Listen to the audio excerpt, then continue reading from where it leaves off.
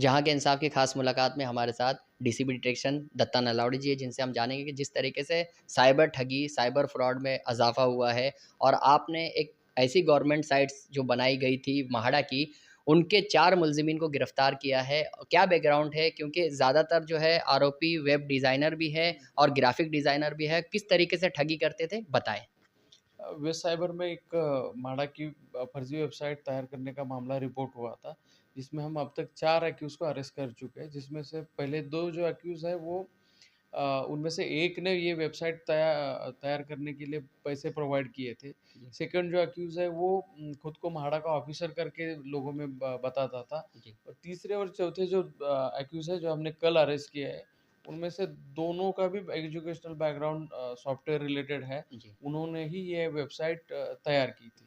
नहीं, जिस तरीके से तालीम याफ़्ता आला तालीम याफ़्ता लोग जो है ये सॉफ्टवेयर तैयार करके धोखाधड़ी का कारोबार में आ रहे हैं और किस तरीके से जो है लोगों को फँसा रहे हैं। तो इसमें कितने लोगों को ये लोगों ने धोखा दिया अब तक और कितने लोगों के साथ फ्रॉड हुआ?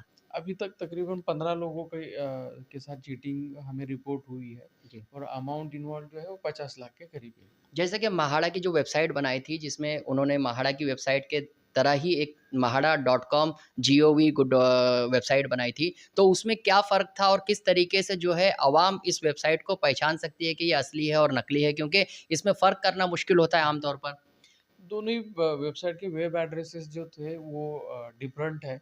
जी, अपनी गवर्नमेंट की वेबसाइट में हमेशा जीओवी आपको दिखेगा जी, और ये इस वेबसाइट में डॉट ओआरजी पे ये रजिस्टर्ड थी। जी, इसका होस्ट जो है इस वेबसाइट का वो भी डिफरेंट है। जी। तो इस कॉमन पीपल को एटलीस्ट वेब एड्रेस चेक करना चाहिए और सेकंड थिंग जिस इंस्टीट्यूशन की वेबसाइट है उनसे भी ज़रूरत पड़े तो बात करनी चाहिए कि ये वेबसाइट आपकी है या नहीं है, तभी इससे बचा जा सकता है। नहीं, जिस तरीके से साइबर फ्रॉड की और ठगी के मामलात में इज़ाफ़ा हुआ है, साइबर क्राइम और क्राइम ब्रांच मुसलसल जो है कार्रवाई करती रहती है, तो इस पर काबू पाने के लिए क्या हिकमत अमली और क्या क्या मेजर्स लेने चाहिए आवाम को और किस तरीके से जो इस पर काबू पाया जा सकता है बताएँ? लोगों को हमेशा ही अलर्ट रहने की ज़रूरत है। आजकल हर कोई सोशल मीडिया पे है, हर कोई बैंकिंग के लिए इंटरनेट बैंकिंग का यूज़ कर रहा है। जी, तो अलग-अलग तरीके से हम टेक्नोलॉजी का यूज़ कर रहे हैं जी, और इसी टेक्नोलॉजी का यूज़ एक्यूज़ भी करते हैं। जी, ये साइबर क्रिमिनल्स के ग्रुप्स लोगों को फँसाने के लिए अलग-अलग मोडस डिवाइस करते हैं और उसके ज़रिए बड़ी रकम उनसे ली जाती है। तो हम किसी फ्रॉड के शिकार ना हो, हम किसी चीटिंग के शिकार ना हो, इसलिए हमेशा सोशल मीडिया प्रोफाइल्स के बारे में भी एक प्रिकॉशन लेना चाहिए। जैसे कि टू स्टेप वेरिफिकेशन है, प्रोफाइल्स लॉक रखना है, जी, किसी को अपने पासवर्ड और यूज़र आईडी शेयर जी, ना करना है जी, और अगर कोई लिंक भी हमें आते हैं एसएमएस के ज़रिए, व्हाट्सएप के ज़रिए कि इसमें इन्वेस्ट कीजिए, जॉब देते हैं, तो जी, इन सब चीज़ों पे हमने विश्वास नहीं करना चाहिए। जी। पहले तो इन सब चीज़ें हमने वेरीफ़ाई कर लेनी चाहिए और तभी इसमें आगे बढ़ने की ज़रूरत है। साइबर अरेस्ट के मामलात भी सामने आए हैं मुंबई में किसी तरह के ये कहा जाता है कि आपको जो है पुलिस स्टेशन बुलाया गया है, आपके पार्सल में जो है रिवॉल्वर निकली है, आपके पार्सल में एमडी निकली है। ऐसे केस भी आपने जो है वो सॉल्व किए हैं और कुछ इस तरह के लोगों को अरेस्ट भी किया गया है और कुछ इस तरह की चीज़ें भी पाई गई है। तो ऐसे में क्या कार्रवाई करना चाहिए और लोगों को कैसे अलर्ट रहना चाहिए?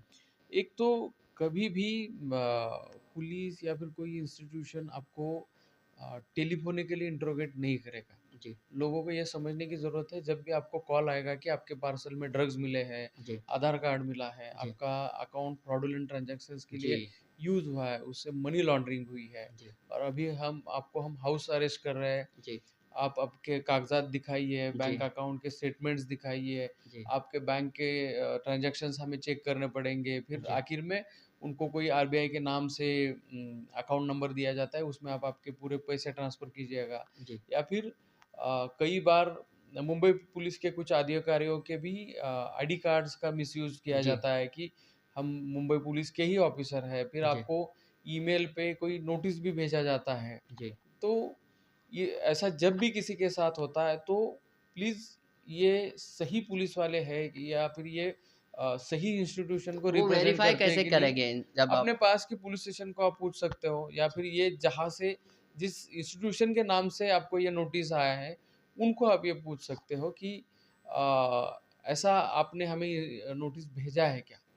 ऐसा कहीं पे मेरे बारे में रिफ्लेक्ट हुआ है क्या? जी। जब ये लोग पूछना शुरू करेंगे तो पता चलेगा लोगों को कि ये सब कुछ फ्रॉडस्टर्स कर रहे हैं उनको जी। फँसाने के लिए। नहीं, जिस तरीके से म्हाडा का मामला अभी सामने आया है, आधे से ज़्यादा मुंबई में जो है सस्ते घर के ख्वाहिशमंद लोग होते हैं, लोग एप्लीकेशन देते हैं और उसके बाद जो है इस तरह के उनके साथ जब ठगी होती है, तो ऐसे में लोगों को क्या देखना चाहिए और किस तरीके से अपना पैसा लगाना चाहिए?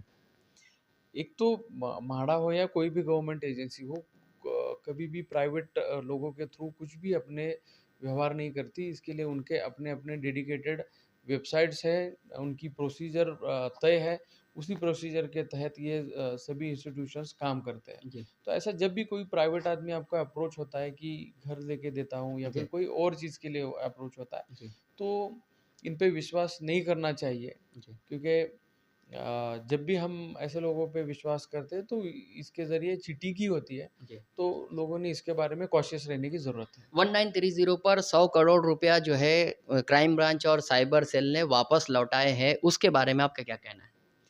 1930 का एक कॉल सेंटर मुंबई पुलिस की तरफ से चलाया जाता है, जी, जिसमें मुंबई और आसपास के एरिया के लोग अपने साथ हुआ साइबर फ्रॉड रिपोर्ट कर सकते हैं। जी, जब भी लोगों को लगे कि उनके साथ कोई साइबर फ्रॉड हुआ है, तो उन्होंने तुरंत 1930 के की जो हेल्पलाइन है वहाँ कॉल करना चाहिए।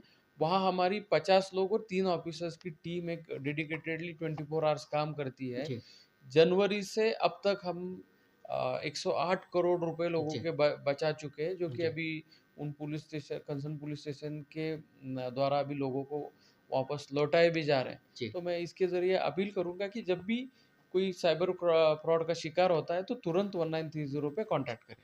ये थे दत्ता नलवाड़ी जी जो बता रहे थे कि साइबर फ्रॉड के मामलात में पुलिस से राब्ता करें। अगर आपको ऐसा महसूस होता है कि आपके साथ फ्रॉड हुआ है, तो पुलिस स्टेशन में राब्ता करके इसकी शिकायत दर्ज कराएँ। जहाँ का इंसाफ की खास रिपोर्ट।